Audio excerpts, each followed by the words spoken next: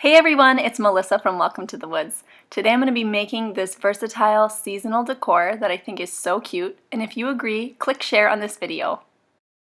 So the steps I did beforehand was I cut a block of wood to be the size that I wanted.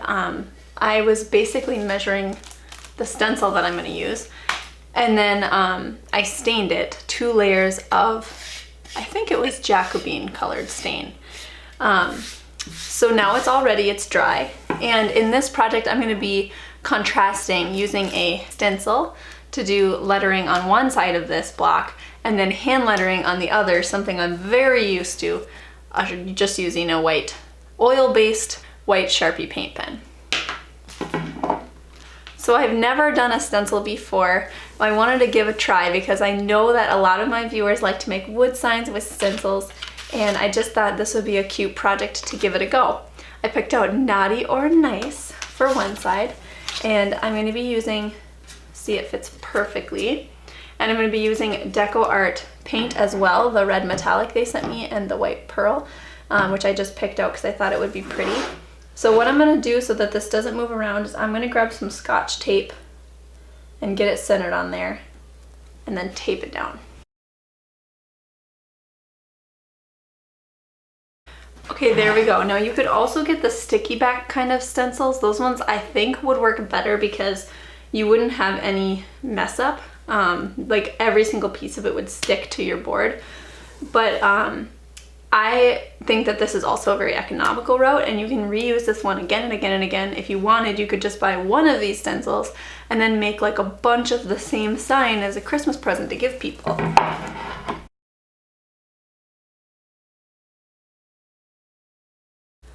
I feel like I'm cheating on hand lettering. I can tell already that this is going to need multiple coats of paint because it's not really coming through. It's soaking into the stained wood a little bit. That's alright. I can do multiple coats. It's no big deal. So now I'm going to move on to the white pearl.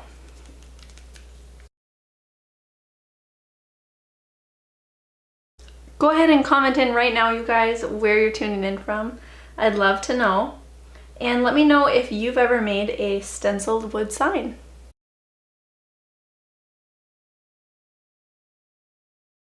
Okay, so after multiple coats, it's finally opaque enough that I think I want to try and take that off. Okay, so this is the thing with stencils that kind of drives me crazy, is in order to get them removed perfectly, there's pretty much always some ripping of the paint that you applied, and there's always some ridges. And I don't really want to take the time to go in and touch all this up. And I also don't want to take the time to fix all of these tiny imperfections. So it really didn't turn out the way I wanted. However, I will say that I love the pearl color and the, red colored writing. The paint I like. Okay, well now in rather sharp contrast, I'm going to hand letter the other side without using any stencil or guideline or measuring because I'm just gonna wing it. So I'm gonna use an oil-based white Sharpie paint pen. This is my fave. It does bleed into the wood a little bit, and it works better on painted non-porous surfaces, but with the oil-based, it's more likely to sit on top of the wood, and I'm gonna be able to go over it twice and it should be pretty opaque. I'm gonna write Let It Snow because I wanted the other side of this where I used the stencil to be more Christmassy, and I wanted this side to be more all year round,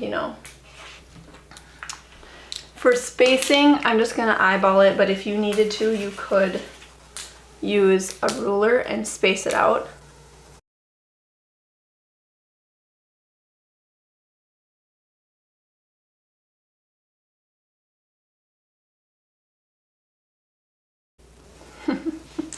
I always work better when I don't have, when I'm not stressed about it, I'm not trying to plan it out, I just do it. So now I'm going to kind of do full calligraphy where I fill in the up and down strokes thicker.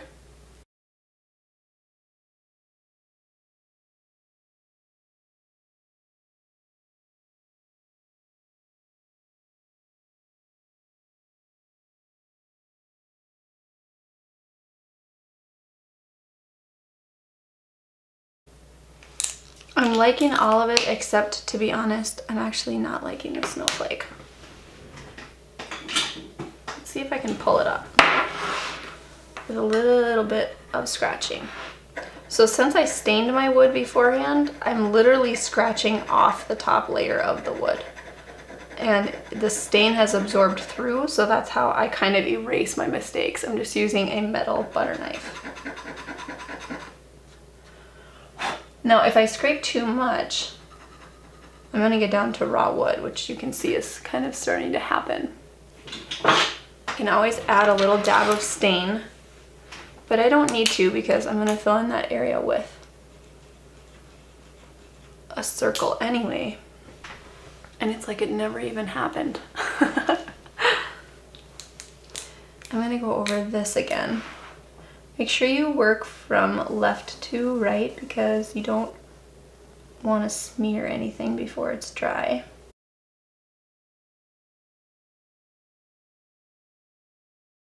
Now, okay, whenever you need more ink, you want to use a different paper to press down because sometimes ink can explode on you or give you a big, like, I don't know, puddle of ink, and you do not want that to happen on your artwork.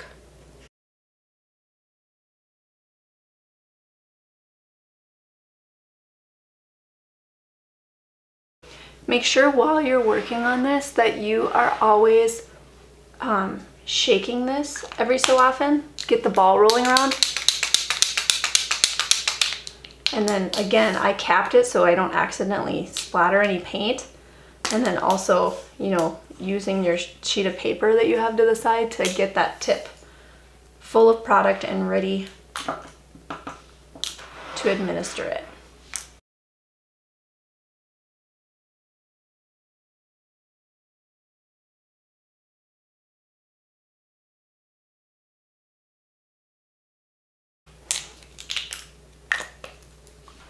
There.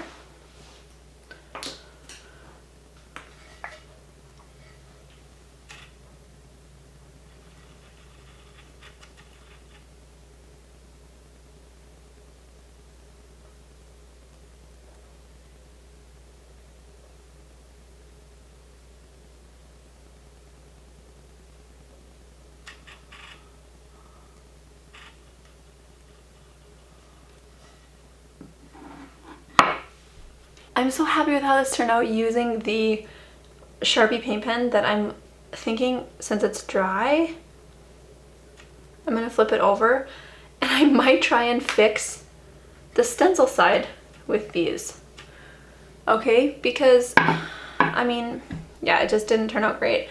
I already started with the white Sharpie trying to fix the nice, and it's looking pretty good, isn't it?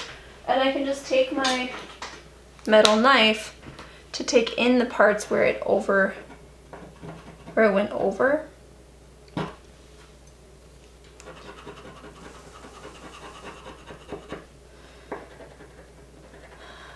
Honestly, guys, I don't even know if this is worth it, but I'm gonna try and clean this up a little bit before I frame out the piece.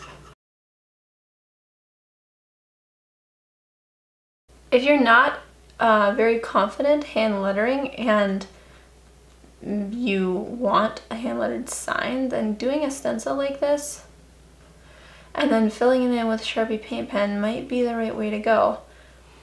I personally just think this takes a lot more time, but I think that's because I can just freehand it and it turns out good.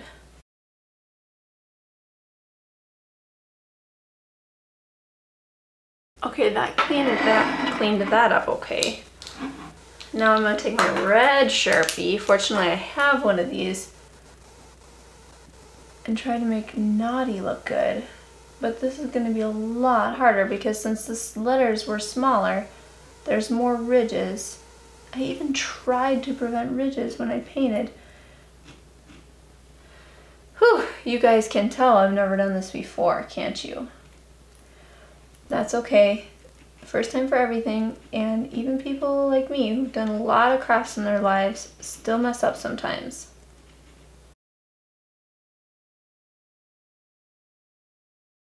Okay, now that I'm done with all of my Sharpie paint pen writing and fixing, I'm going to frame out this cute little sign that I made with wood glue and these strips of wood I painted from leftover project. It's just like a 1x8 that I cut into strips. Okay, so I need this to be hoisted up by about 1/4 of an inch in order to have the glue dry and have this kind of suspended in between the frame. So I'm gonna break apart a couple of these paint sticks so that, woo, so I can make a little 1/4 inch thick platform. Okay, so that's perfect. And I'm going to apply wood glue basically not on this piece at all, not on this piece at all, but I'm going to apply to the edges of the entire brown piece and then to these ends of the white sides.